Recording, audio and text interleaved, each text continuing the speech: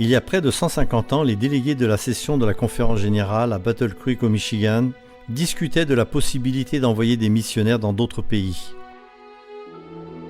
Ils savaient le sacrifice que cela demandait. Aussi, la société missionnaire se concentra-t-elle sur le projet d'imprimer des brochures à envoyer à l'étranger.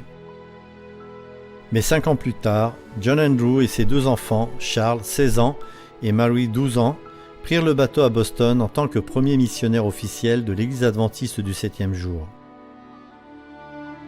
Frère Andrew ne revint jamais de son poste de missionnaire et sa fille ne vécut que 5 ans de plus. Aujourd'hui, Frère Andrew repose dans le cimetière de Bâle, en Suisse. En 1885, Ellen White faisait appel à des ouvriers pour les missions lointaines. Il y a un appel urgent pour davantage d'ouvriers. Mais où sont ceux qui portent la lumière au monde ? Dieu a placé sa vérité à nos portes. Mais faisons-nous tout ce qui est en notre pouvoir pour l'envoyer dans les coins obscurs de la terre ? En 1889, frère Stephen Haskell et son assistante, Percy Magan, ont fait le tour de la terre pour recenser les lieux où pourraient être installées des missions et ont envoyé des rapports qu'ils ont publiés dans le journal Youth Instructor. Au cours des ans, l'Église adventiste du 7e jour a mandaté des milliers de missionnaires et leurs familles. Ils ont quitté leur foyer et ceux qu'ils aimaient. Ils ont traversé les océans, ils ont servi leur Seigneur dans des endroits difficiles. Ils avaient répondu à l'appel de Dieu pour porter un message d'espérance dans les plus lointaines parties du monde. Beaucoup ne sont jamais revenus à la maison. Ils sont enterrés dans des pays étrangers en attendant la résurrection. Dans les 5 dernières années, nous en avons perdu beaucoup. Des missionnaires, mais aussi des volontaires, des enfants et même des bébés.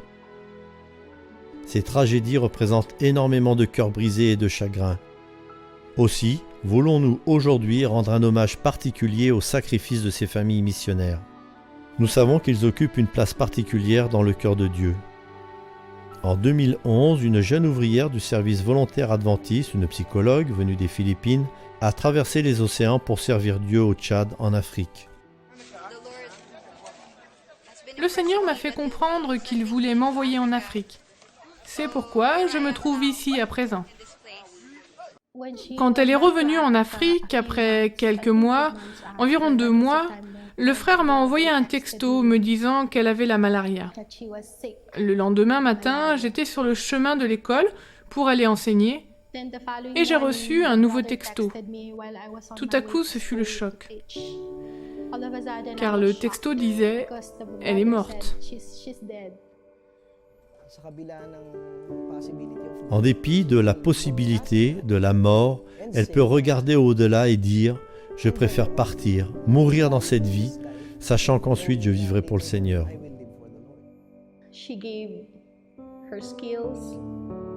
Elle a offert ses compétences, son intelligence, ses talents et même le fait qu'elle aurait pu gagner davantage. Elle a tout donné pour servir.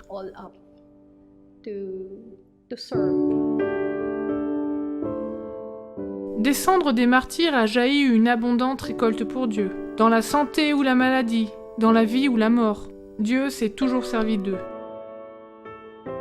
Aussi voulons-nous honorer les sacrifices accomplis par ceux qui ont répondu à l'appel de Dieu à travailler pour les missions.